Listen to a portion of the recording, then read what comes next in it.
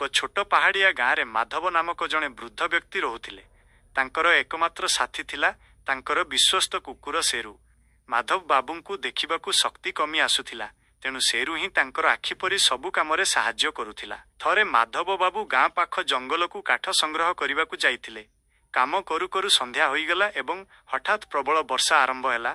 ବର୍ଷା ଯୋଗୁଁ ଚାରିଆଡ଼ ଅନ୍ଧାର ହୋଇଗଲା ଏବଂ ମାଧବ ବାବୁ ନିଜ ଘର ରାସ୍ତା ଭୁଲିଗଲେ। ସେ ପଥର ଉପରେ ଧକ୍କା ହୋଇ ପଡ଼ିଗଲେ ଏବଂ ତାଙ୍କୁ କିଛି ଦେଖାଗଲା ନାହିଁ। ସେରୁ ବୁଝିପାରିଲା ଯେ ତାଙ୍କ ମାଲିକ ବିପଦରେ ଅଛନ୍ତି।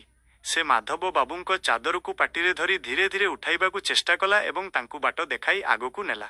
ବର୍ଷା ଓ ପବନ ସତ୍ତ୍ୱେ ସେରୁ ଅଟକି ନଥିଲା। ସେ ମଝିରେ ମଝିରେ ଭୋକି ଗାଁ ଲୋକଙ୍କୁ ସଂକେତ ଦେବାକୁ ଚେଷ୍ଟା କରୁଥିଲା। ଶେଷରେ ସେରୁର ଶବ୍ଦ ଶୁଣି ଗାଁ ଲୋକେ ଲଣ୍ଠନ ଧରି ସେଠାରେ ପହଞ୍ଚିଲେ। ସେମାନେ ମାଧବ ବାବୁଙ୍କୁ ସୁରକ୍ଷିତ ଭାବେ ଘରକୁ ନେଇ ଆସିଲେ। ମାଧବ ବାବୁ ସେରୁକୁ ପାଖକୁ ଟାଣି ନେଇ କହିଲେ, ତୁ କେବଳ କୁକୁର ନୁହେଁ, ତୁ ମୋ ପୁଅ। ନୀତି ଶିକ୍ଷା, ବିଶ୍ୱସ୍ତତା କେବଳ ଶବ୍ଦରେ ନୁହେଁ, କର୍ମରେ ଥାଏ।